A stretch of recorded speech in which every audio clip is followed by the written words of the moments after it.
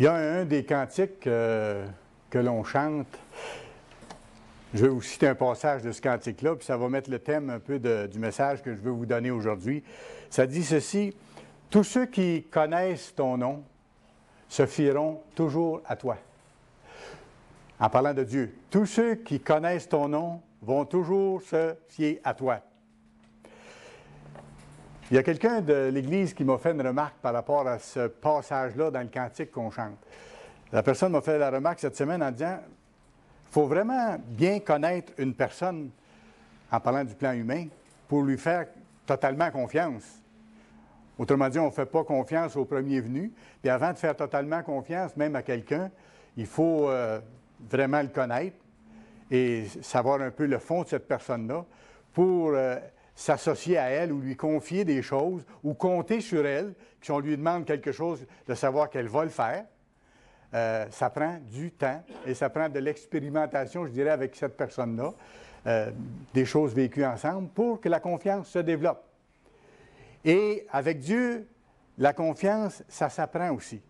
C'est un processus qu'on développe. Et en tant qu'être humain, lorsque Dieu nous appelle, qu'on découvre qui il est, qu'on découvre son plan, ses voies, et qu'on voit comment Dieu répond aux prières, comment il est le Tout-Puissant, à ce moment-là, plus on vit ces choses-là, plus notre confiance en lui se développe. C'est ça qui se passe. Et on en vient à avoir une confiance absolue, une confiance totale dans notre Créateur, parce qu'on le voit réellement pour qui il est, et on est sûr qu'il va se comporter exactement selon ce qu'il promet dans sa parole. Alors, on peut se fier totalement à notre Père céleste. Et le titre du message que je veux vous donner aujourd'hui, c'est « Connaître notre Père céleste ». Connaître notre Père céleste. Et quand Dieu nous appelle, on ne connaît pas Dieu avant qu'il nous appelle. On s'imagine connaître Dieu. Tous ceux que Dieu a appelés au cours des dernières années et ceux qu'il va appeler d'ici le retour de Christ, pensaient, pour la plupart, connaître Dieu. Mais ils ont découvert, avec la Bible, un Dieu différent de celui qu'ils pensaient. Et ils ont découvert aussi que le vrai Dieu, le Dieu de la Bible, demande des choses précises en ce qui concerne comment l'aimer. Et il se révèle à nous, à travers la Bible, puis à travers les expériences qu'il nous donne de vivre. Et là, on apprend à connaître notre Père céleste. Et plus on apprend à le connaître, plus on devient sécure. Comme un enfant qui en vient à avoir une confiance absolue en ses parents. Je vais vous donner quelques aspects de ce que c'est connaître quelqu'un, ou particulièrement ici dans le message, qu'est-ce que c'est que de connaître notre Père céleste. Différents aspects. Allez à Deutéronome chapitre 8, s'il vous plaît. Deutéronome chapitre 8. Le premier aspect de connaître Dieu, notre Père céleste, c'est de savoir. Connaître, c'est savoir. Et Dieu, dans Deutéronome 32, verset 32, dit « Sachez que c'est moi qui suis Dieu. » Et ça revient à plusieurs endroits dans la Bible. « Sachez que je suis l'Éternel. » Apprenez-le. Donc, apprenez à me connaître et à savoir que c'est moi qui suis le Créateur de toutes choses, qui vous protège, qui vous donne la nourriture, la vie, le souffle, et ainsi de suite. Et c'est intéressant parce qu'il y a d'autres endroits dans la Bible en parlant de ce qui va se passer après que le Christ va être revenu. Au sujet de tous ceux qui pensent connaître Dieu actuellement, mais qui ne le connaissent pas, il sera donné de connaître le vrai Dieu une fois que le Christ sera revenu sur la terre d'ici quelques brèves années. Et quand Dieu parle de ce qui va se passer à ce moment-là, il en parle dans les termes suivants. Il dit, les gens, ils sauront, en parlant des gens, ils seront encore vivants à l'époque où le Christ va revenir, ils sauront que je suis Dieu. Il ne pourra plus y avoir aucun doute possible à savoir est-ce que Dieu existe ou est-ce qu'il n'existe pas et qui est-ce qu'il est au juste. Les gens vont le connaître directement d'abord parce que le Christ va être revenu lui-même sur la terre et ils vont savoir qui est Dieu. Il n'y aura plus aucun doute. Ils vont connaître sa puissance. Restez dans Deutéronome 8. Je vous ai donné ça pour que vous soyez déjà rendus quand moi j'arriverai. OK? Alors Dieu, à plusieurs endroits, il dit, sachez que c'est moi qui est Dieu. Ça fait partie d'apprendre à le connaître.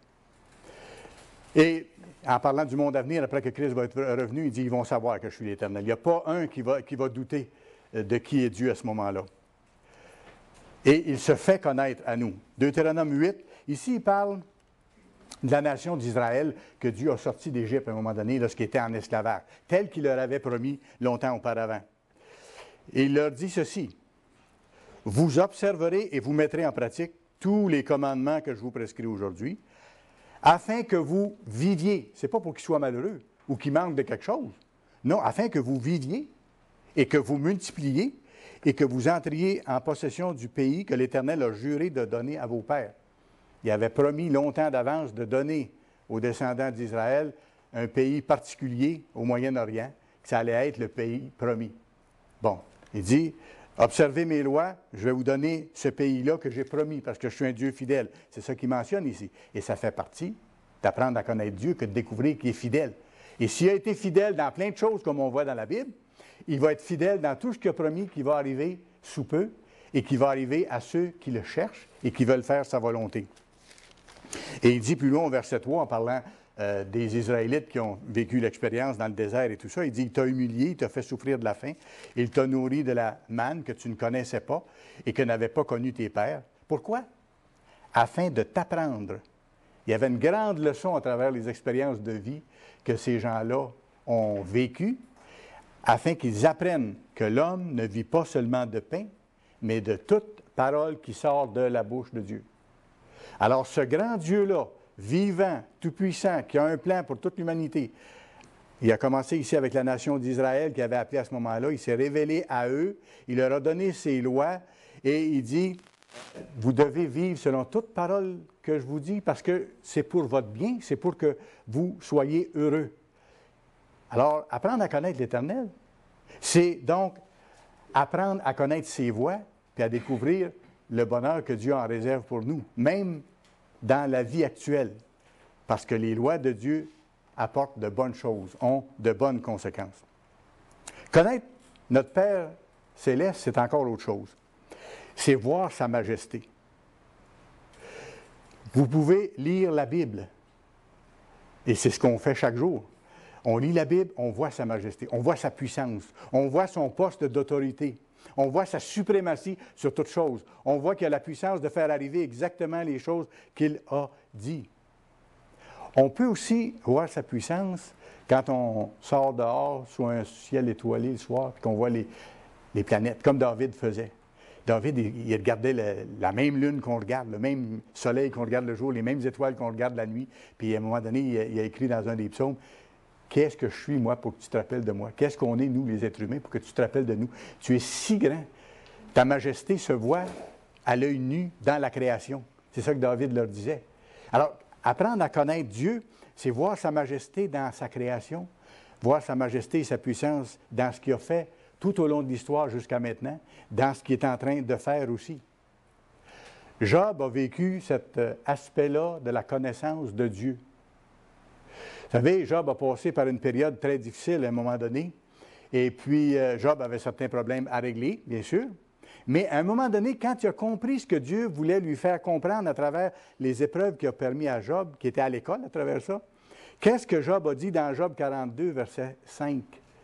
Job a dit à Dieu, « Mon oreille avait entendu parler de toi, mais maintenant, mon œil t'a vu. » Autrement dit, ce que Job dit ici, Dieu, Père céleste, je ne te connaissais pas vraiment. Là, je viens de commencer à te voir tel que tu es. Et des fois, ça prend des années avant de découvrir une partie de la dimension magistrale de Dieu. Et c'est ce qui s'est passé avec Job, qui était pourtant un serviteur de Dieu depuis des années. Rappelez-vous ce que Dieu a dit de lui au début du livre de Job. Il dit, voici mon serviteur Job, là. J'aime ce qu'il fait, ça me plaît. Mais Job avait encore d'autres choses à apprendre. Dieu l'a emmené plus loin.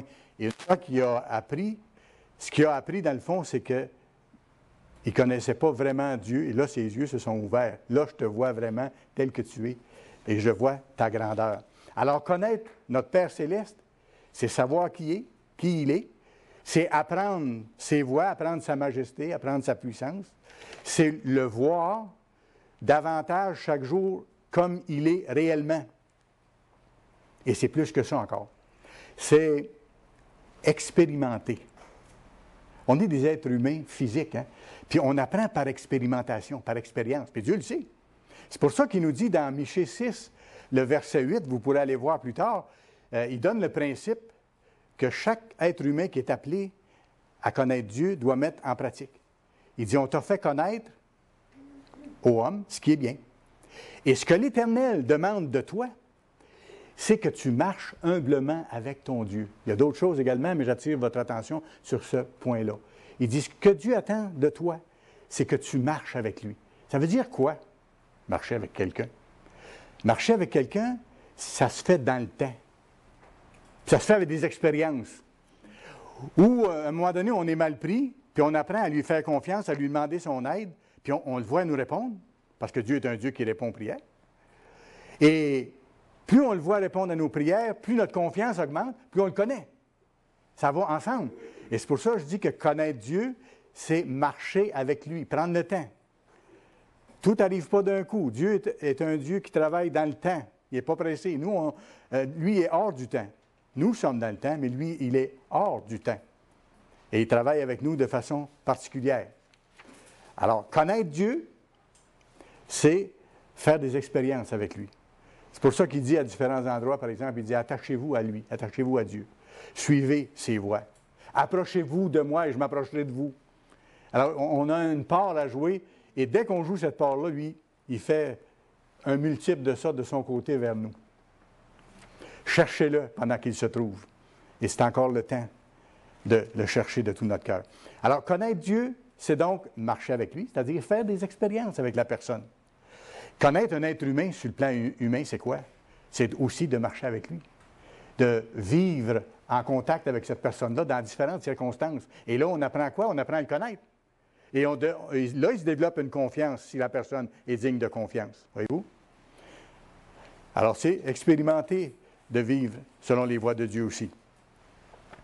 Connaître Dieu, c'est aussi comprendre ses voies de plus en plus. Ça ne se fait pas d'un coup sec, ça non plus. C'est de comprendre qui il est, comprendre comment il pense, comment il agit, qu'est-ce qu'il est en train de faire actuellement, c'est quoi son plan, c'est quoi son but. Plus on étudie sa parole, puis plus on met les choses en pratique, là, il nous donne de comprendre. Et plus on comprend, plus on connaît Dieu, plus on comprend son plan, on comprend comment il pense, comment il agit, qu'est-ce qu'il est en train de faire. D'ailleurs, c'est pour ça qu'il dit dans Acte 5, verset 32, que le Saint-Esprit, Dieu le donne à ceux qui lui obéissent. Alors, dès que quelqu'un est appelé à connaître Dieu, et même sans comprendre les lois que Dieu demande d'appliquer dans nos vies, qu'on les met en pratique, Dieu nous donne son esprit. Et là, il nous donne de comprendre davantage le pourquoi de ces lois-là. Puis il nous donne davantage de comprendre son plan. Il nous donne davantage de le connaître. Parce que c'est ça qu'il pense. Ces lois sont exactement le reflet de son caractère parfait. Dieu, il n'y a pas d'ombrage de changement en Dieu. Dieu est parfaitement heureux. Dieu est parfaitement joyeux. Il n'y a pas besoin de moi pour être joyeux. Moi, j'ai besoin de lui pour être joyeux et pour être heureux. Et en tant que bon papa, en tant que Père céleste, il nous révèle, voici comment être heureux. Je vous le dis là, maintenant à vous de choisir. C'est pour ça qu'il dit à la fin de Deutéronome, j'ai mis devant vous la vie et la mort, le bien et le mal. Choisis le bien afin que tu vives, toi et ta descendance. C'est toujours pour qu'on soit bien, qu'on soit heureux. Que nos relations entre nous soient meilleures aussi, entre mari et femme, entre père et enfant, et ainsi de suite, et avec nos voisins. Et ça, c'est les bases de la civilisation prochaine, quand le Christ va être revenu sur la terre. Parce que ça va être les mêmes lois qu'on va appliquer, qu'on devra enseigner, qu'on devra encourager les gens, les consoler, les guérir, leur montrer le chemin. Connaître Dieu, c'est aussi apprécier ce qu'il fait. C'est pour ça que c'est important de s'arrêter, même dans notre société folle de courses qui mènent nulle part, folle de courses vers le néant, pour prendre le temps de regarder une fleur, Prendre le temps de regarder un coucher de soleil. Des fois, on est obligé de se forcer pour arrêter la course là, parce que ça court tellement autour qu'on est comme entraîné par la vague. Là. Ça nous sollicite de partout. Et parfois, on est obligé de prendre une décision volontaire, il faut le faire, pour prendre le temps de s'arrêter et de voir les beautés qu'il y a autour. Et encore là, de voir les réponses que Dieu a données à nos prières. Parce que Dieu ne nous répond pas toujours par des choses éclatantes. Des fois, oui. Mais des fois, il nous répond par des petites circonstances qui changent autour de nous et qui se préparent. Et pour connaître Dieu, il faut apprécier ces choses-là. Et pour les apprécier, il faut les identifier. Puis pour les identifier, il faut ouvrir l'œil, comme Job. Prendre le temps de regarder comment Dieu agit. Qu'est-ce qu'il fait? Qu'est-ce qu'il s'attend de moi? Allez dans Jean 3, s'il vous plaît. Jean, chapitre 3.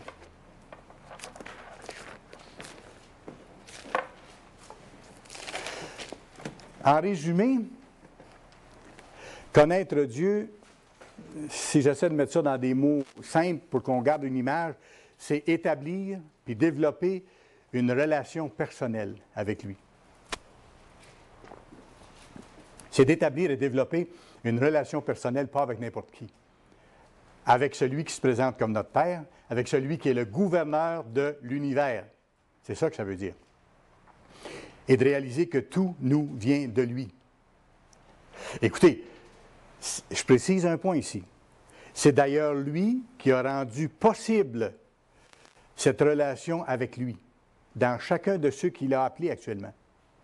Si vous êtes en relation personnelle, directe avec votre Créateur, c'est lui qui vous l'a donné. Ce n'est pas vous qui l'avez décidé. Et ça ne vient pas de vous, il vous l'a offert. Le Christ a dit, personne ne vient à moi, personne ne devient chrétien, à moins que mon Père ne l'attire à moi. Alors c'est Dieu qui fait l'initiation du processus pour qu'on aille vers le Christ et pour qu'on découvre qui Dieu est, notre Père, et comment nous approcher de lui, quel genre de relation avoir avec lui. Alors c'est Dieu qui a fait les premiers pas. Autrement dit, c'est Dieu qui a initié la relation que ses appelés ont actuellement avec lui. C'est lui qui a initié ça. Et c'est pour ça que c'est marqué dans 1 Jean 4, verset 19. 1 Jean 4, verset 19, nous l'aimons en parlant de notre Père. Pourquoi? Parce qu'il nous a aimés le premier. C'est clair. Si on est capable aujourd'hui de l'aimer, de nous tourner vers le vrai Dieu qui se révèle à nous, c'est parce que lui nous a aimés le premier. Lui a fait les premiers pas. Et regardez Jean 3 maintenant. Jean 3 et le verset 16, qui va exactement avec ça. « Car Dieu a tant aimé le monde qu'il a donné son Fils unique, afin que quiconque croit en lui ne périsse point, mais qu'il ait la vie éternelle. » Et on voit dans la Bible que la décision a été prise que le Christ allait venir sur la terre en tant qu'agneau de Dieu pour donner sa vie, pour payer l'amende de nos péchés. Cette décision-là a été prise dans la salle du trône de Dieu longtemps avant qu'il crée les êtres humains. Il savait qu'il allait devoir faire un sacrifice pour racheter ces êtres faibles-là et pour qu'ils puissent établir une relation directe, eux, avec leur Père. Alors Dieu a tant aimé le monde qu'il a donné son Fils unique pour que ceux qui croient en lui ne périssent point, mais qu'ils aient la vie éternelle. Ça, c'est le but de la vie. On a une vie temporaire physique actuellement. Mais Dieu veut nous donner la vie éternelle si on se soumet à ses lois, si on accepte de changer et de vivre selon ses voies pour qu'on soit heureux et qu'on rende les autres heureux aussi.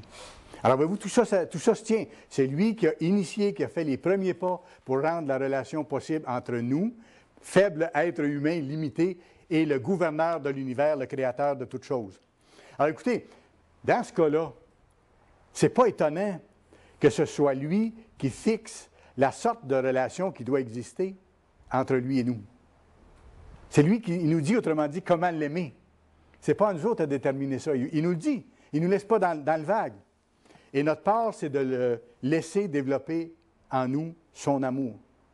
Et même de lui demander de nous donner de l'aimer. J'arrête là-dessus parce que c'est un élément important. Tout nous vient de Dieu. Le Christ même disait, de moi-même, je ne peux rien. C'est par le Père. Paul disait, à moi, tout est impossible, mais à Dieu, tout est possible. Alors, voyez-vous, tout vient de lui. Et même l'aimer, il faut lui demander de nous montrer comment il veut qu'on l'aime. Et qu'est-ce qu'on doit faire pour l'aimer selon ce que lui veut. comme il veut être aimé. D'ailleurs, dans 2 Thessaloniciens 3,5, Paul, en faisant une prière pour les gens de cette Église-là, a dit ceci, « Que le Seigneur dirige vos cœurs vers l'amour de Dieu. » Voyez-vous? Autrement dit, que le Seigneur dirige vos cœurs vers l'amour de Dieu, c'est-à-dire que Jésus-Christ dirige vos cœurs, vous les appelez, là, vers l'amour de votre Père. Ça, c'est le même scénario, le même phénomène. Alors, Dieu se révèle à nous comme un Père, c'est-à-dire comme l'autorité paternelle suprême qui, lui, est remplie d'un amour parfait. Et il veut mettre son amour dans nous autres pour qu'on soit capable d'arriver à la perfection, d'avoir un caractère parfait, d'être capable de toujours penser juste, bien faire, agir selon ses voies, être heureux, rendre les autres heureux. C'est ça ce qu'il veut. Et avoir la vie éternelle. Et vivre éternellement dans ces conditions-là, pas dans les conditions humaines que nous sommes, dans les imperfections qu'on a maintenant. Et par ses lois, Dieu fixe les limites pour nous, pour notre bien-être. C'est ça que les lois de Dieu font. Il fixe les limites pour notre bonheur. Dieu veut qu'on croisse spirituellement. Il communique avec nous, entre autres, par sa parole écrite. C'est pour ça qu'on doit étudier chaque jour et que c'est tellement motivant d'étudier sa parole chaque jour parce qu'on apprend à le connaître. Et on voit comment il nous aime, puis il nous montre comment vivre heureux, comment rendre les autres heureux. Il nous encourage, il nous pardonne. Mais ces lois sont des balises. Il y a des gens qui disent « Ah, les lois de Dieu nous empêchent d'être bien ou nous empêchent d'être heureux. » Non, non, non, non. Ils nous empêchent peut-être parce qu'ils nous font réaliser qu'on ne doit pas faire des choses mauvaises, qu'on ne doit pas voler, par exemple, ce n'est pas une chose qui est très bonne, qu'on ne doit pas mentir, ni commettre l'adultère, ni être ivrogne, ni être quoi que vous voulez, qui est transgression des lois de Dieu. Puis c'est pour notre bien. J'ai vu un exemple dernièrement que j'ai trouvé formidable concernant les lois de Dieu, qui sont bonnes pour nous, malgré ce qu'en disent certaines personnes qui ne voudraient pas voir les lois de Dieu comme étant réelles. Je comprends, parce qu'ils veulent faire ce que leur nature humaine désire faire. Mais les lois de Dieu, c'est comme les côtés d'un pont. C'est comme les balises qu'il y a sur le bord du pont. C'est comme les rampes qu'il y a sur le bord d'un pont. Vous passez sur un pont qui est très élevé, par exemple sur le pont de Québec ici, qui est assez long et qui est très élevé au-dessus des eaux. Imaginez-vous qu'il n'y aurait pas de garde sur le côté. C'est juste une surface plate. OK? Et là, ça, c'est votre vie. Vous traversez le pont. C'est votre vie, c'est votre façon de vivre, ça. C'est votre chemin de vie, je veux dire. Comment vous vous sentiriez en voiture avec rien autour, là? S'il se produit quelque chose, vous périssez. Vous avez des dommages extraordinaires. C'est exactement comme ça que Dieu a conçu ses lois. Quand il a dit, vous ne mentirez pas, vous ne tuerez pas, vous n'aurez pas d'autre Dieu devant ma face, vous allez observer le sabbat, vous ne commettrez pas l'adultère, c'est pour éviter que les êtres humains tombent dans ce panneau-là et se fassent mal aux autres et se détruisent éventuellement s'ils ne veulent pas se repentir de ça. C'est simplement ça. Voyez les lois de Dieu comme ça et ça nous montre l'amour de Dieu. Les lois de Dieu ne sont pas restrictives. Les lois de Dieu sont pour notre protection puis notre bien-être. Aussi simple que ça. Il y a des gens qui ne comprennent pas les lois de Dieu et qui accusent Dieu indirectement en disant qu'il nous empêche de jouir de la vie. Quelle jouissance, oui. Quelle jouissance. Si les gens courent à gauche et à droite et ont des relations sexuelles avec tout le monde libre, avec quelque sexe que ce soit et tout, et qu'il y a toutes les maladies qui en découlent et toutes les souffrances morales et physiques, les enfants abandonnés et ainsi de suite, est-ce que c'est bon? Si les gens boivent trop et disent des choses qu'ils ne devraient pas dire ou font du mal aux autres autour d'eux, est-ce que c'est bon? La personne peut bien aimer ça un bout de temps et vouloir tenir à ça. Mais c'est le chemin de se tuer, c'est un suicide. Et c'est pour ça qu'il faut être équilibré dans ces choses-là, comme en ce qui concerne la boisson.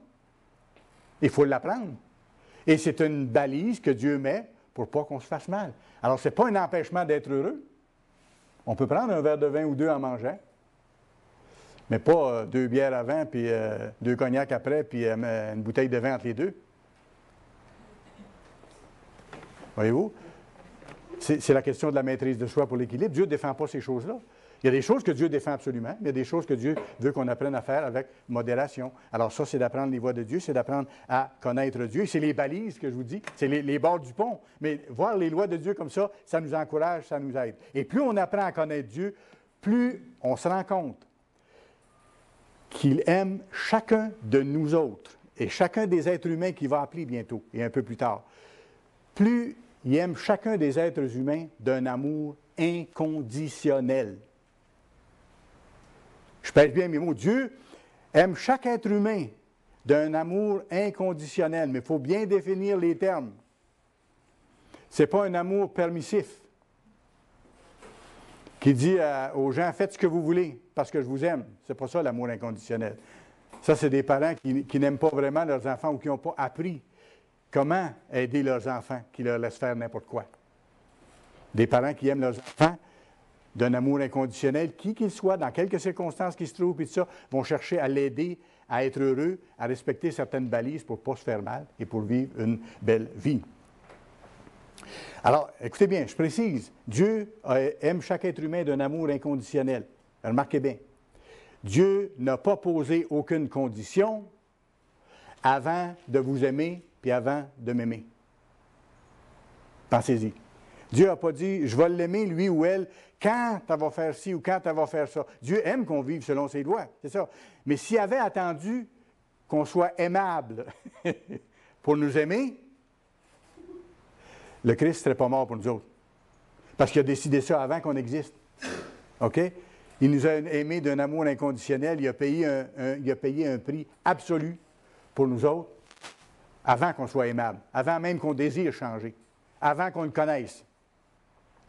C'est pour ça que la Bible dit dans Romains 5, verset 10, « Lorsque nous étions ennemis, nous avons été réconciliés avec Dieu par la mort de son Fils. » C'est pas peu de choses, là.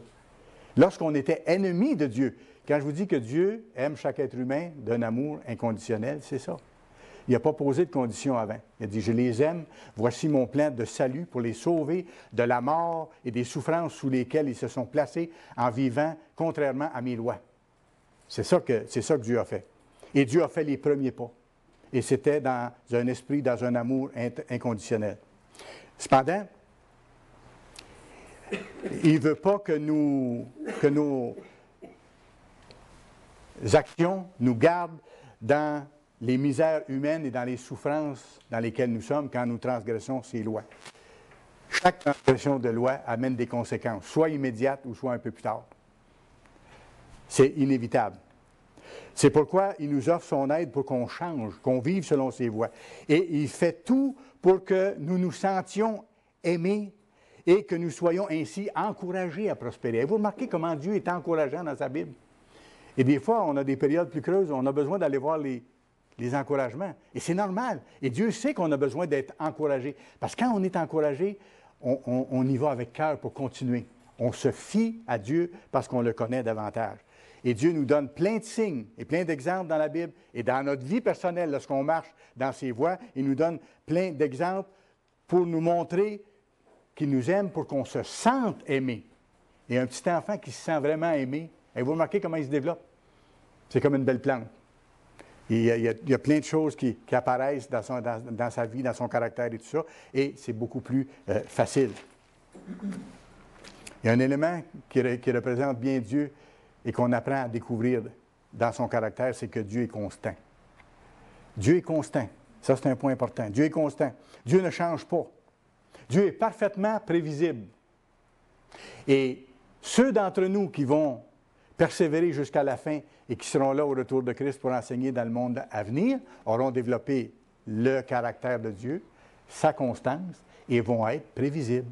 C'est pour ça que Dieu va être capable de vous confier la vie éternelle avec des postes de responsabilité pour aider les êtres humains à ce moment-là. C'est pour ça. Parce que vous allez être constant, vous allez être prévisible. C'est ce qu'on est en train de développer en vivant selon les voies de Dieu. Rappelez-vous le cantique que je vous ai cité au début de mon sermon? Ceux qui connaissent ton nom se fieront toujours à toi. Plus on connaît Dieu, plus on lui fait une entière confiance. Pourquoi? Parce que la confiance envers quelqu'un est basée absolument sur la constance de la personne. Je peux avoir pleine confiance en vous si vous êtes constant. Je vous ai déjà demandé de faire certaines choses, je vous ai déjà donné certaines responsabilités, vous vous en êtes acquitté au mieux. Et une deuxième fois, une troisième fois, et au cours des années, ça a toujours été comme ça. Donc, je peux avoir une confiance absolue en vous parce que vous avez toujours agi comme ça. Ou si ça n'a pas toujours été le cas, vous avez développé de toujours agir comme ça. Et c'est ce que Dieu est en train de nous montrer dans ce qu'on apprend maintenant, pour qu'on devienne constant et qu'on devienne digne de confiance. Si on est constant, on est digne de confiance, et là, il va nous donner la vie éternelle. Les promesses de Dieu, à cause du fait que Dieu est constant, c'est que les promesses de Dieu sont infaillibles. Et vous regardez, tout ce que Dieu a promis dans la Bible, qui devait s'accomplir jusqu'à nos jours, c'est accompli.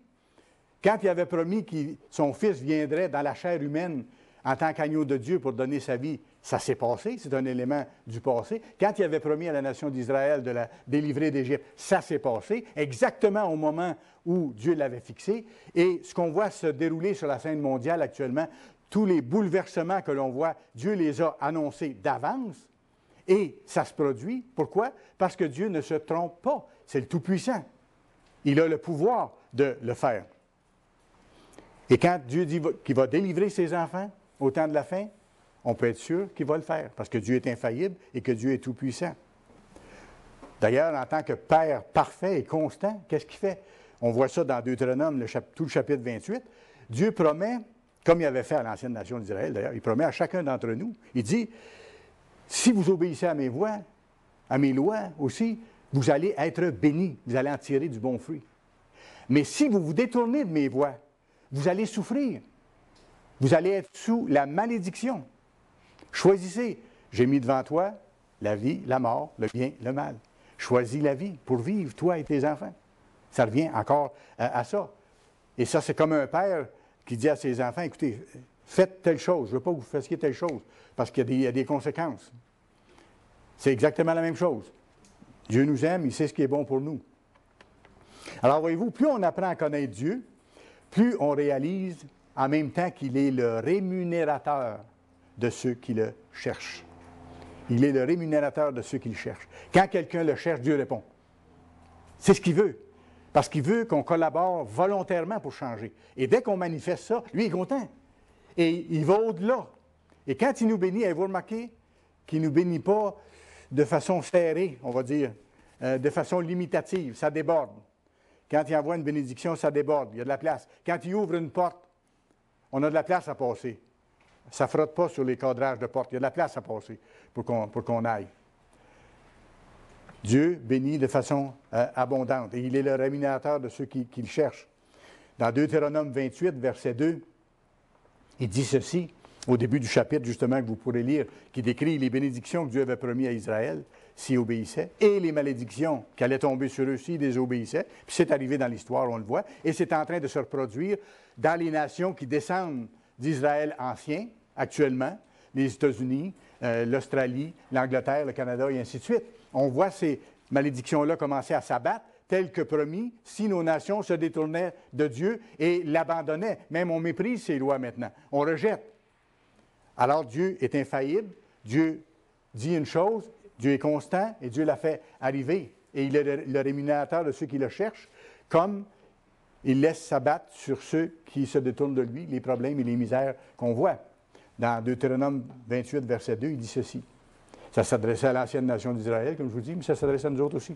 Voici toutes les bénédictions qui se répandront sur toi lorsque tu obéiras à la voix de l'Éternel. Voici les bénédictions que je suis prêt à te donner, que j'ai le goût de te donner, que je ne demande pas mieux qu'à te donner.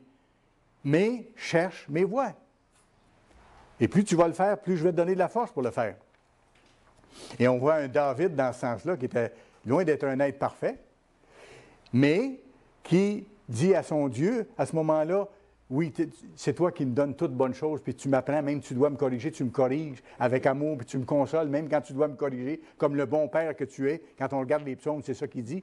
Je paraphrase, mais c'est ça ce que ça veut dire. Puis à un moment donné, dans le psaume 103, verset 2, il dit à Dieu, « Mon âme bénit l'Éternel. » Autrement dit, « Mon Dieu, je te remercie. » Et n'oublie aucun de ses bienfaits. David s'efforçait d'obéir à Dieu, et Dieu bénissait. Et plus le cycle se produisait, plus David avait de force pour le faire. Dieu donne son esprit à ceux qui s'efforcent de lui obéir. Toutes les lois de Dieu, que ce soit physique ou spirituel, sont fondées sur le principe de cause à effet. Pensez-y un peu. Toutes les lois de Dieu, même physiques ou spirituelles, c'est toujours cause-effet. On fait telle chose, il y a tel effet. Si vous sautez du 2e étage, OK? Il y a une loi physique qui va s'appliquer. Vous n'avez pas besoin d'appeler un ingénieur quelque part ou un chef de département pour dire, pourriez-vous, s'il vous plaît, éviter que la loi de l'attraction s'applique. Elle va s'appliquer automatiquement. C'est le cas de toutes les lois que Dieu a mis dans la création, sur le plan physique et sur le plan spirituel. Si la personne saute en bas du 2e étage, automatiquement, la loi de l'attraction va opérer et la personne va se blesser ou peut-être même mourir.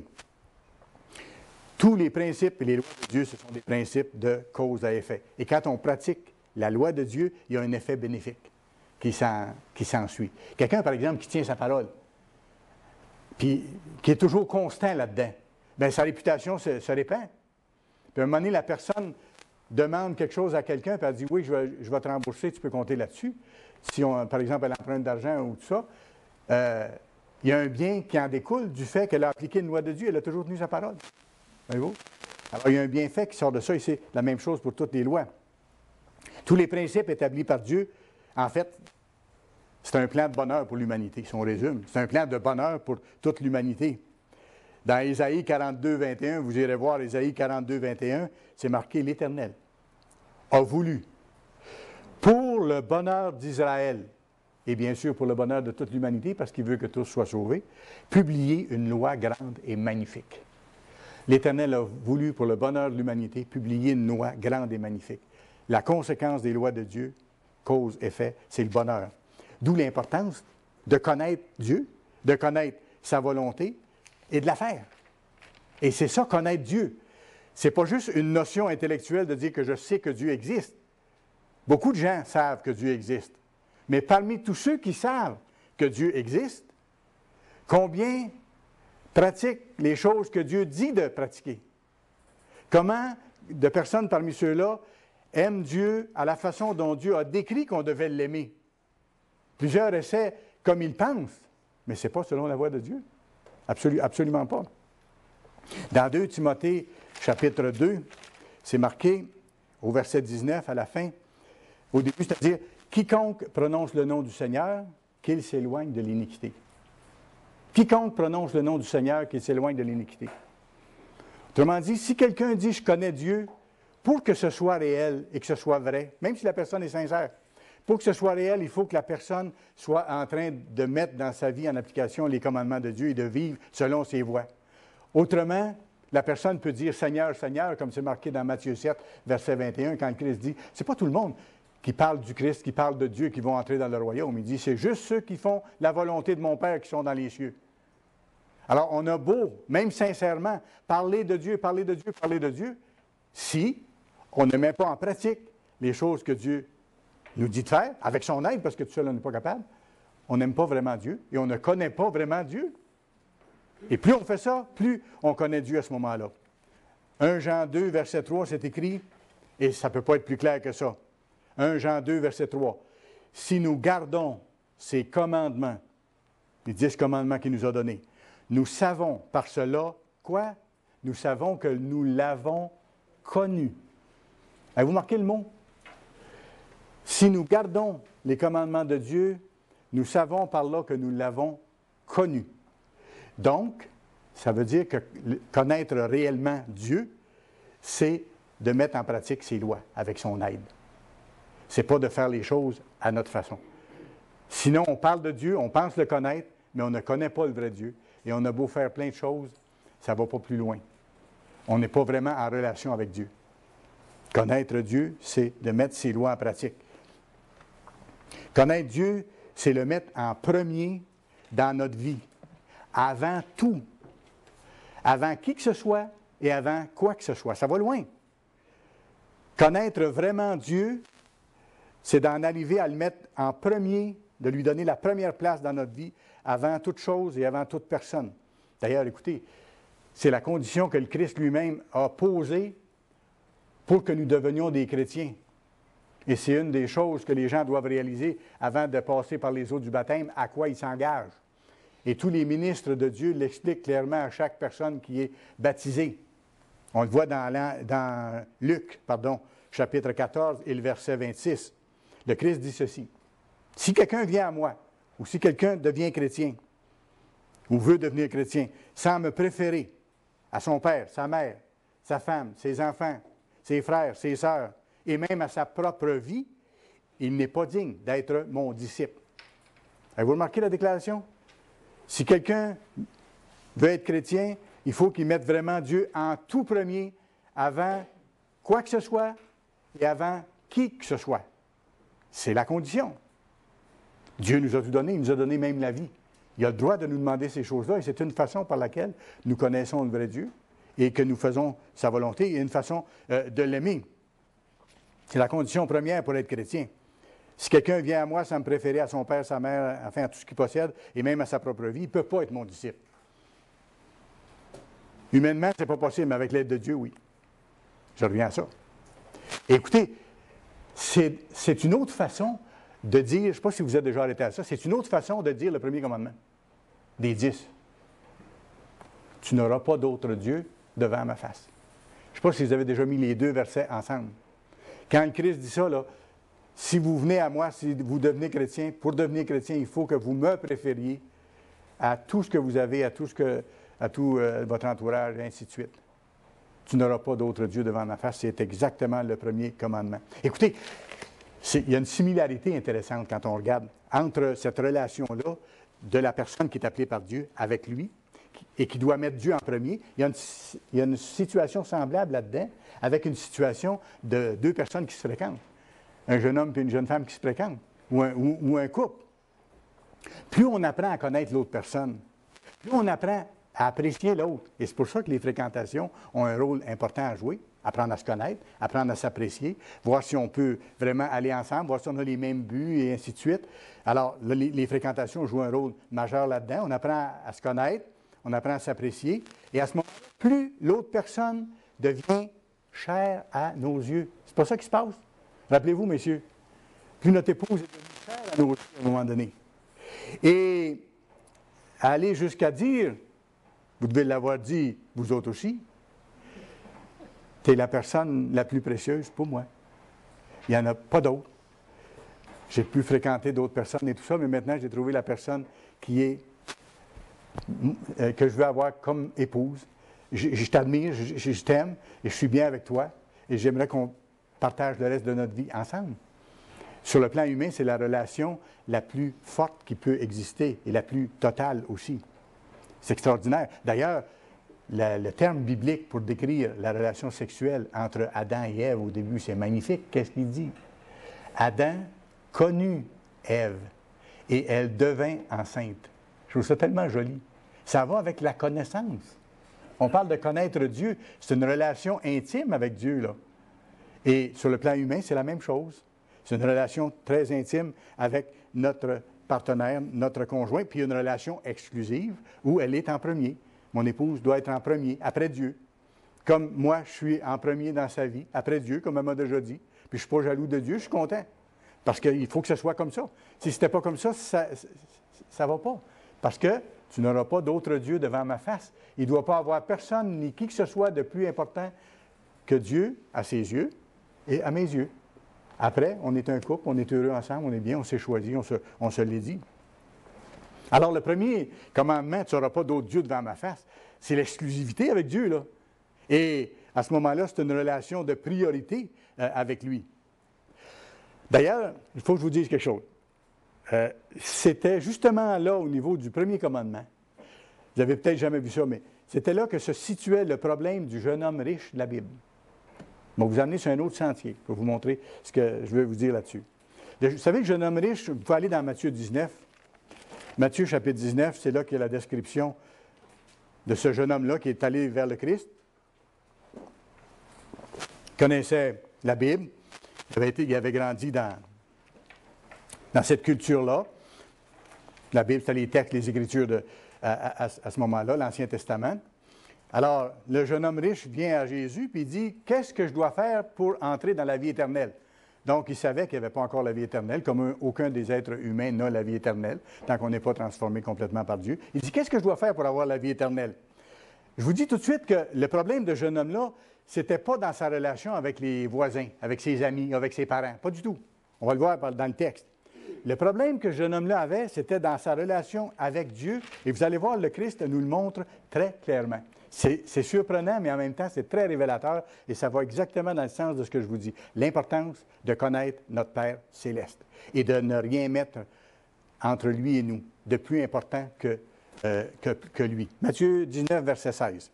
« Et voici, un jeune homme s'approcha et dit à Jésus, « Maître, que dois-je faire de bon pour avoir la vie éternelle? » Il lui répondit, « Pourquoi m'interroges-tu sur ce qui est bon? » Et regardez ce qu'il dit après ici.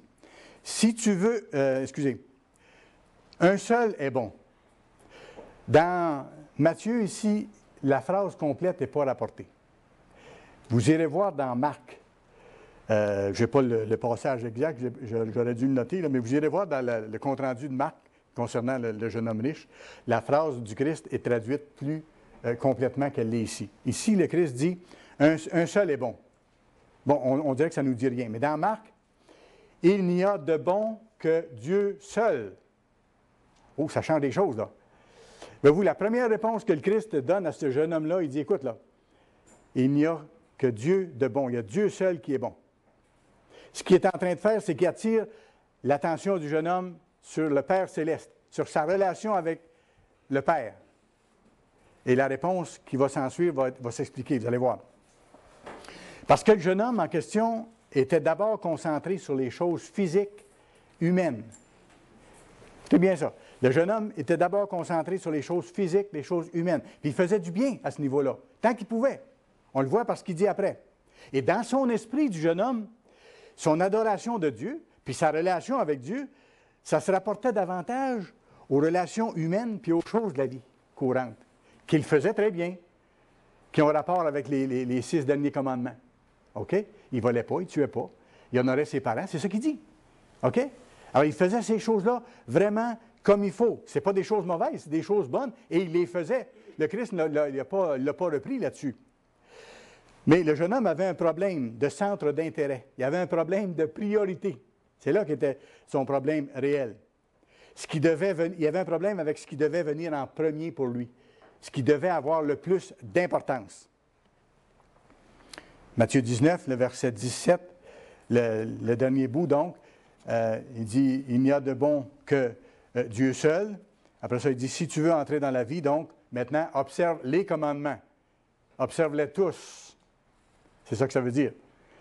Il vient de lui dire, « Écoute, il y a juste Dieu qui est bon. » Là, il l'attire sur le Père céleste.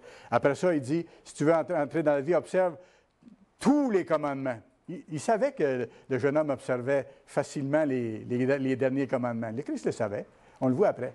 Mais il dit, il va falloir que tu observes tous les commandements. Bon, je vais plus loin ici, verset 18. « Et Jésus répondit, » le jeune homme lui dit lesquels. OK, là, il précise. « Et Jésus répondit, tu ne tueras point, tu ne commettras point d'adultère, tu ne déroberas point, tu ne tueras point, tu porteras point de faux témoignages, honore ton père et ta mère, tu aimeras ton prochain comme toi-même. » Il résume donc les 6 derniers commandements. Alors, regardez bien le scénario ici. Le jeune homme, il dit, quel commandement qu'il faut que j'observe? Le Christ lui cite exactement les commandements qu'il observait. Il savait.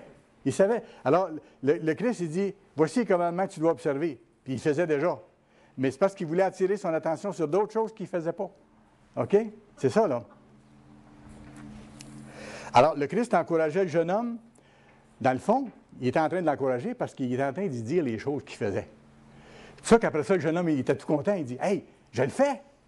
J'ai tout fait ça. » Mais il était en train de l'encourager. Il aurait pu lui dire en d'autres mots, c'est formidable parce que regarde les 6 derniers commandements, comment tu les fais comme il faut. Il aurait pu lui dire dans ces termes-là. Mais non, il cite les commandements, puis il sait comment est-ce que le jeune homme va réagir. Le jeune homme, il dit, « Hey, je les ai faits, ces commandements-là. » On continue. Verset 20. Le jeune homme lui dit, « J'ai observé toutes ces choses. Qu'est-ce qui me manque? » Bon, là, on rentre dans le vif du sujet. Là, le Christ va l'amener sur le terrain où il veut l'amener. Verset 20, le jeune homme lui dit, « J'ai observé toutes ces choses, que me manque-t-il encore? » Je fais juste un petit arrêt ici. Il n'y a pas beaucoup de personnes qui peuvent dire au Christ, « J'ai observé toutes ces lois-là comme il faut. » C'est un jeune homme qui était remarquable, dans le fond, là. Moi, je n'aurais pas pu dire ça au Christ, en tout cas. J'aurais pas pu dire ça au Christ. Honnêtement, là, j'aurais pas pu dire au Christ les 6, quand il m'a appelé, là, quand Dieu m'a appelé au Christ, j'aurais pas pu dire là, les 6 derniers commandements, je les ai faits là, comme il faut. Non, pas du tout. Lui, il les avait faits. Il avait eu cette discipline-là depuis sa jeunesse. Alors, Jésus, si vous remarquez bien, il ne l'a pas contredit là-dessus. Il n'a pas dit, non, tu as manqué ça royalement, ça ne va pas. Non, il n'a pas contredit, pas du tout. Qu'est-ce qu'il dit à la place? Verset 21, Jésus lui dit, « Si tu veux être parfait, maintenant il arrive à la réponse, vends tout ce que tu possèdes et donne-le aux pauvres, et tu auras un trésor dans le ciel, puis viens et suis-moi. » Bon. Si je pose la question, qu'est-ce que le Christ venait de lui dire à ce moment-là? Il dit, bon, si tu veux être parfait, vends tout ce que tu possèdes, parce qu'il savait qu'il était riche, donne-le aux pauvres, tu vas avoir un trésor dans le ciel, viens et suis-moi. La plupart des gens, puis peut-être vous aussi, comme moi je l'ai pensé aussi déjà dans le passé, ce qu'il est en train de lui dire, c'est que les richesses, c'est pas bon. Défais-toi de ça, et puis là, tu vas être correct. Comme si la richesse en soi pouvait être négative. Elle n'est pas négative, la richesse en soi. C'est ce qu'on fait avec elle, et c'est comment on la considère, que là, on peut se tromper. OK? Et c'est là-dessus que le jeune homme manquait son coup. Mais c'est pas, le Christ n'est pas en train de lui dire de se départir de ses biens. Le Christ n'est pas en train de lui dire de se départir de ses biens. Il y a une leçon encore beaucoup plus profonde que ça. Rappelez-vous ce qu'il a dit, la première partie de la réponse est en haut. Il n'y a de bon que Dieu seul. OK? Alors, ce que le Christ lui demande ici, c'est de prendre une décision par rapport aux priorités dans sa vie. C'est quoi qui est le plus important pour toi, jeune homme riche? C'est-tu ce que tu as ou ta relation avec Dieu? Ou si c'est d'obéir au premier commandement, de ne pas avoir d'autres dieux devant la face de Dieu. Rappelez-vous que la première partie de la réponse est en haut. Il y a de bon que Dieu seul. Alors, il est en train ici de lui ramener, dans d'autres paroles, le premier commandement. Et il lui demande de prendre une décision dans ses priorités, c'est-à-dire de ne pas mettre ses biens ou ses bonnes actions avant Dieu, en croyant que ça va lui assurer une relation adéquate avec Dieu et profitable. Par le fait qu'il fait du bien autour. Que ça l'assure automatiquement d'une relation avec Dieu et qu'il est en règle avec Dieu et qu'il aime Dieu selon ce que Dieu veut. OK? Alors, il manquait une chose importante. Dans Colossiens 3, le verset 5, c'est écrit ceci. « Faites donc mourir ce qui, dans vos membres, est terrestre. » qui fait partie de notre nature charnelle. Puis là, il donne une liste de choses terrestres ou charnelles à se débarrasser, la débauche, ainsi de suite. Et à la toute fin, il dit, débarrassez-vous de la cupidité. La cupidité, ça, c'est la convoitise. Désirer avoir quelque chose qu'on ne doit pas avoir ou considérer quelque chose comme on a, mais hors de proportion. Avoir quelque chose puis le placer en avant de Dieu. Ça, c'est une convoitise. Parce qu'il dit, la cupidité ou la convoitise, c'est une idolâtrie. Donc, quand on adore ce qu'on a et que ça nous rend important et que ça vient avant Dieu, on commet l'idolâtrie, c'est-à-dire qu'on a un autre Dieu devant la face de Dieu. Et parfois, on ne s'en rend pas compte. Et parfois, on ne s'en rend même pas compte. Écoutez, pour mieux comprendre, je vous donne un exemple. Comparez le cas du jeune homme riche ici avec un autre qui était riche dans la Bible. Je pourrais donner d'autres exemples, mais avec un autre qui était riche, très riche, Abraham. Trouvez-moi une place dans la Bible où Dieu dit à Abraham, vends tout ce que tu as, donne-les aux pauvres, viens et suis-moi, et là tu vas avoir la vie éternelle. Jamais Dieu a dit ça à Abraham. Pourquoi? Parce qu'Abraham n'avait pas ce problème-là. Pour Abraham, Dieu était le premier. Même s'il était riche. Alors, ses richesses ne faisaient pas obstacle. Et même s'il pouvait faire du bien avec, ça ne faisait pas obstacle parce que Dieu était premier. Quand Dieu a demandé à Abraham de sacrifier son fils, il était disposé à le faire. Pourquoi? Parce que Dieu était en premier. avant, il aimait Dieu avant son père, sa mère, avant sa propre vie, même avant la vie des siens, et ainsi de suite. OK? Probablement que Dieu n'avait pas l'intention qu'il le laisse aller. D'ailleurs, il l'a arrêté. Quand Dieu a dit à Abraham, pars de ton pays, du lieu où tu as grandi, où est ta famille, où sont tes serviteurs et tout ça, va d'un pays que je vais te montrer. Qu'est-ce qu'il a fait? Il n'a pas critiqué. Il s'est levé, il est parti. Pourquoi? Il a été capable de faire ça? Parce qu'il mettait Dieu en premier. Et comment il a été béni, Abraham? Pas à peu près, hein? Il l'est encore béni. Dans le sens que toutes les promesses que Dieu lui a données continuent de s'accomplir encore. Et les descendants des nations d'Israël reçoivent encore les promesses qui avaient été données à Abraham, de sorte qu'on aurait, en tant que descendants des nations israélites modernes, une terre où coule le lait et le miel. Écoutez, nos pays, Australie, Canada, Angleterre, États-Unis, ont toutes les richesses à peu près sur la face de la terre, la plus grande proportion. Pourquoi? Parce que c'était les promesses faites à Abraham, parce qu'Abraham a mis Dieu en premier. Quand je vous disais que Dieu est fidèle, qu'il est constant, qu'il est infaillible, qu'il dit que la chose arrive, il l'a fait, on le voit encore sous nos yeux. C'est ça. Alors, Dieu n'a jamais dit ça à Abraham, vends tout ce que tu as donné, parce qu'il n'y avait pas besoin. Dans le cas d'Abraham, il n'y avait pas ce problème-là. Alors, connaître Dieu vraiment, c'est l'aimer. Puis aimer Dieu, c'est obéir à ses commandements, tout simplement. Parce que c'est écrit dans 1 Jean 5, verset 3, que l'amour de Dieu consiste à observer ses lois. C'est simple, simple, simple comme définition. C'est simple, simple, simple. Mais observer tous ses commandements. Et en commençant par les 4 premiers. Tu n'auras pas d'autre Dieu devant ma face. Surtout le premier, je dirais. Et en ce qui concerne notre relation personnelle avec lui, il nous dit comment l'aimer.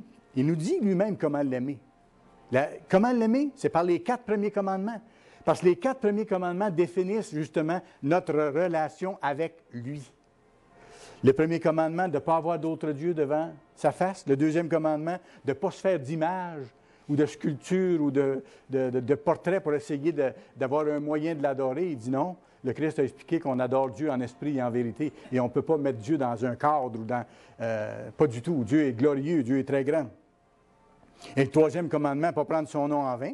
Et le quatrième commandement, d'observer le sabbat, qui identifie Dieu comme le créateur de toutes choses et qui identifie ses enfants, ceux qui lui appartiennent. Vous savez, il y a de nombreuses personnes sincères qui ont pensé connaître le vrai Dieu, qui ont pensé l'aimer. Mais en déterminant elles-mêmes ou, encore là, selon peut-être des traditions humaines, comment aimer Dieu. Ils ont déterminé eux-mêmes comment aimer Dieu sans aller voir dans la Bible, sans prendre ce que Dieu dit de faire pour l'aimer. Ils ont développé des moyens en pensant que ça allait être la façon de l'aimer, plutôt que de mettre en pratique les façons claires avec lesquelles Dieu veut qu'on l'aime. Vous savez, pour y arriver, certains ont donné leur fortune. Il y a des gens qui ont donné leur fortune pour les pauvres. Ils ont fait ce que le Christ demandait au jeune homme, en pensant qu'il plairait à Dieu. C'est des choses qui sont bonnes à faire, qui ne sont pas des choses mauvaises, pas du tout. Mais il ne faut pas que la personne pense, en étant généreuse, qu'automatiquement, ça assure sa relation avec Dieu. Je reviens à ça, vous vous rappelez l'explication. Il faut que ce soit fait, mais d'abord, il faut d'abord aimer Dieu. Qu'est-ce que le Christ a dit? Le Christ a dit, quand on lui a demandé, quel est le plus grand commandement? Qu'est-ce qu'il a dit? Le plus grand commandement, tu aimeras d'abord le Seigneur ton Dieu de tout ton cœur, de toute ton âme, de toute ta pensée. OK? Puis après, il dit le second commandement qui lui ressemble, tu aimeras ton prochain comme toi-même, qui résume les 6 derniers commandements. Mais il fallait commencer où? Comprenez-vous? Si je fais juste une partie des 6 derniers et que je donne ma fortune aux pauvres, il ne faut pas que je m'imagine en tant qu'être humain que là, je suis dans une relation extraordinaire avec Dieu, que je suis proche de lui. Non, Dieu va me dire, OK, tu as fait ça, c'est bien, mais tu ne me connais pas encore.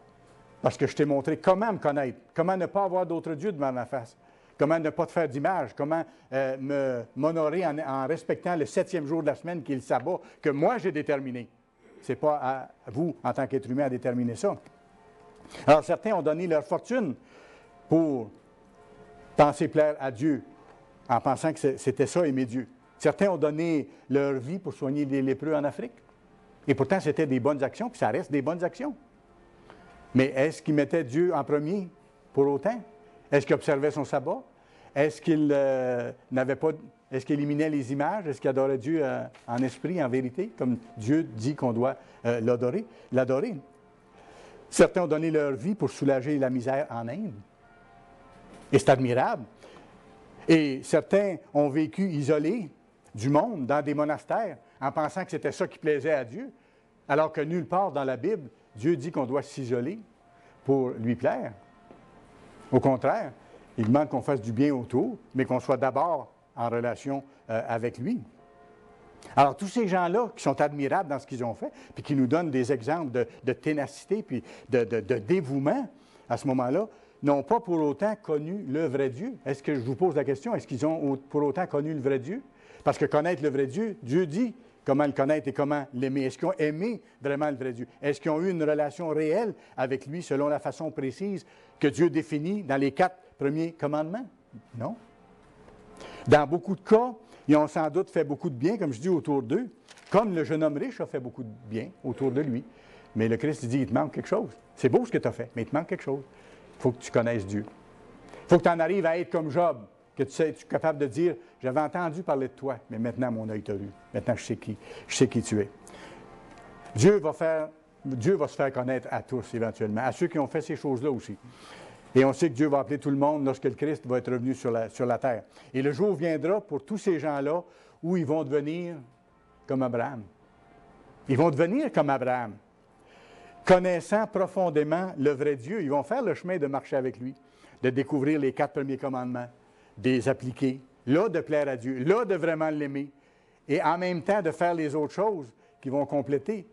Ils vont mettre en pratique le second commandement général que le Christ a donné, d'aimer son prochain comme soi-même.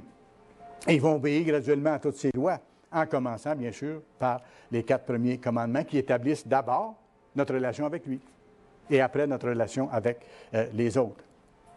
À ceux qui sont appelés à connaître le Père Céleste maintenant, c'est vous et c'est moi, mais c'est toute une bénédiction. Puis en même temps, c'est une responsabilité. C'est possible de développer avec lui, c'est formidable, un lien d'affection de plus en plus profond et de plus en plus intime, où la confiance se développe, où elle fait du bien, où on sait qu'il est le même hier, aujourd'hui, éternellement, et que ce qu'il a dit, il va l'accomplir et que je peux compter sur lui. Quand je vais devant lui en prière, je peux lui remettre mes fardeaux, mes problèmes, et je sais qu'il va en prendre charge et qu'il va les régler si moi, je m'efforce avec son aide de marcher dans ses voies. Et si moi, je ne fais pas de compromis, si moi, je n'essaie pas de garder de jardin secret dans ma vie pour tricher, parce qu'on ne peut pas tricher avec Dieu. Il faut lui appartenir de tout cœur. Tu aimeras le Seigneur ton Dieu de tout ton cœur, de tout ton esprit, de toute ta pensée. C'est ça, hein? Il ne reste rien pour d'autres choses. Ça devient total à ce moment-là. Plus on connaît notre Père Céleste, plus on désire le mettre en premier dans notre vie, puis plus on désire faire sa volonté. Rappelez-vous le résumé des 4 commandements, donc les 4 premiers commandements faits par le Christ à la question, quel est le plus grand commandement? Tu aimeras le Seigneur de tout ton cœur, de toute ta force, de toute ta pensée, ainsi de suite. Vous savez, connaître Dieu, ça a plusieurs facettes. Ça ne se fait pas d'un coup. Mais c'est tellement enthousiasmant. Parce qu'à ce moment-là, on peut compter entièrement sur lui pour toutes choses. Et Dieu va mener à terme ce qu'il a commencé. Il y a une promesse que Dieu a faite dans sa Bible, que Dieu va commencer dans ceux qu'il a appelés l'œuvre. Dieu va terminer, l'œuvre qu'il a commencée dans la vie de ceux qu'il a appelés. Pour ça, nous, il faut faire notre part. Dieu ne fait pas tout pour nous, mais il fait tout ce qu'il peut pour nous aider à faire notre part si nous sommes disposés et qu'on met en place les éléments nécessaires pour lui obéir et qu'on marche avec lui de tout cœur.